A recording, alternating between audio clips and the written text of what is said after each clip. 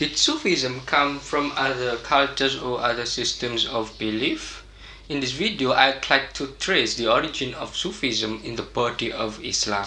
In my previous video, I've tried to track the external influence of Sufism, but now I'd like to expound that Sufism is actually derived from the Islamic doctrine.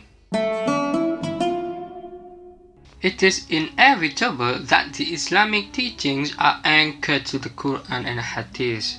All Muslim scientists, ulama, always see the two to be the quintessential sources in order to be Muslim. But what about Sufism? How could the term Tasawwuf stem from the two sources if we cannot find any word mentioning it? As a matter of fact, the root of Sufism can be found in the Hadith of Gabriel. According to the Hadith, when the Prophet and several of his companions were sitting, a man came to ask the Prophet several questions. What is Islam? What is Iman? And what is Ihsan?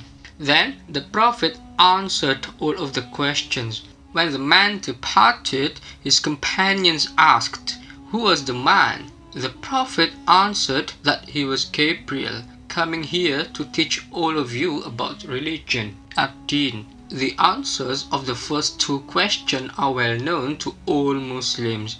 The first is the 5 pillars of submission, Islam, to bear witness that there is no God but God and that Muhammad is his messenger, to perform the daily prayers, to pay the alms tax, to fast during Ramadan, and to go on the pilgrimage to Mecca if you have the means to do so.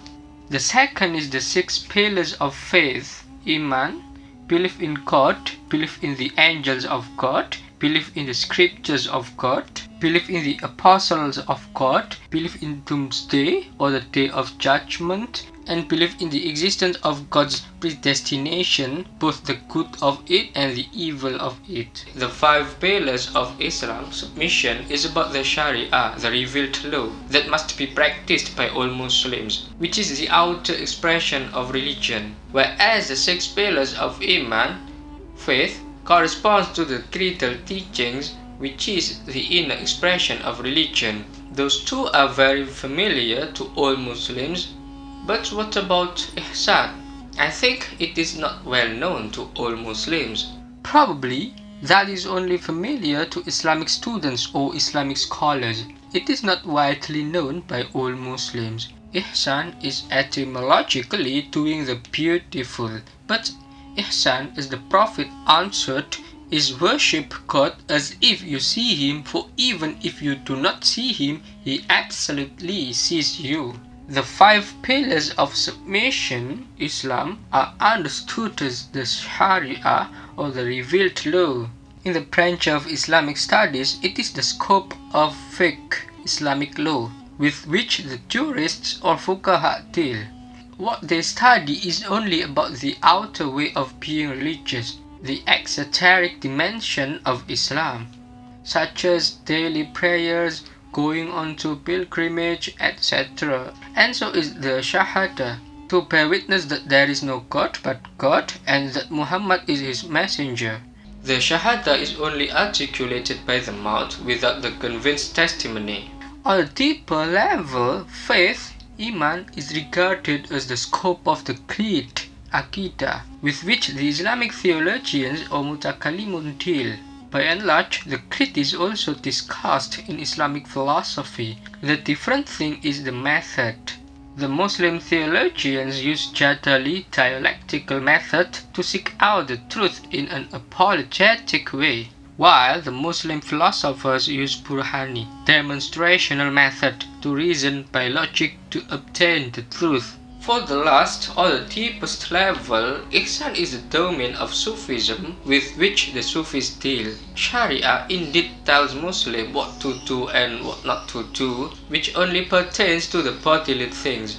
And the faith teaches Muslims to understand the word and the metaphysical word, which corresponds to the mind. For the Sufis, the bodily practice in Sharia and the understanding in creed are not sufficient to reach the ultimacy of Islam itself, because God does not occupy the body and the mind. One of the prophetic sayings asserts the heart of the believer is the house of God. The Sufis go to the deepest level of the tripartite division of the Islamic dimensions. For the Sufis, the heart is a sort of a tool to discern God. Neither the mind nor the body, neither the reasoning as philosophers nor the scriptural doctrine as jurists. We need to repeat the hadith of Ihsan once more.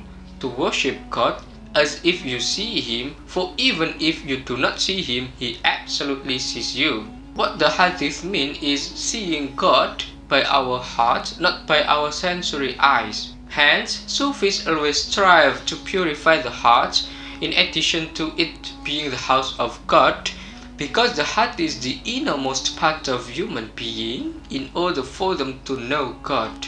One popular hadith, or maybe only a saying that is always repeated in Sufism, is "Whoever knows himself knows God."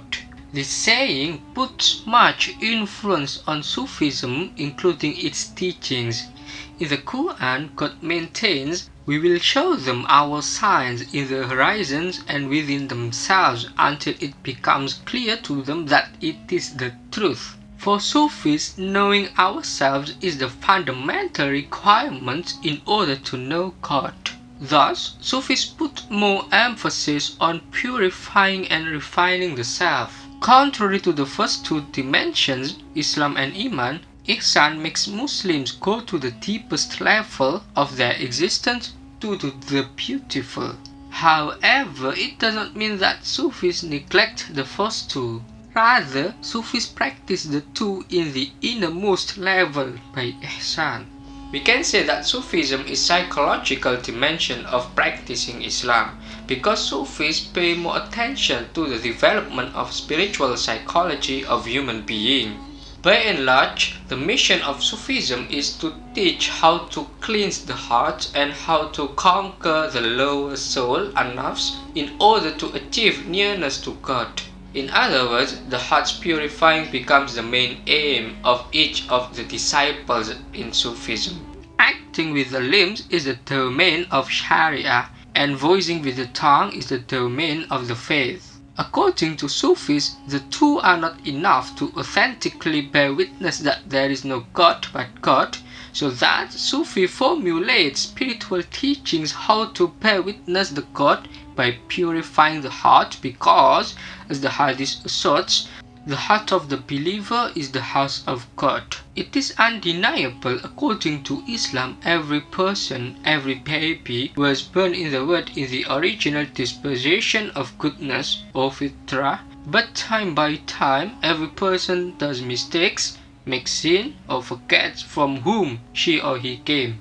In this regard, Sufism teaches us the way to get back and the how-to the origin of our home, the spiritual realm in which each human is a spiritual being.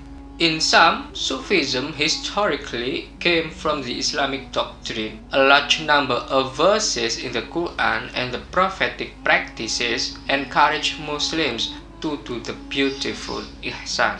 Sufism is a spiritual dimension of Islam, and the teachings of it definitely stem from the Quran as well as the prophetic practices. And if there were no Sufism, the spiritual dimension, Islam would merely be the limbs and the mind without the heart. See you in my next videos.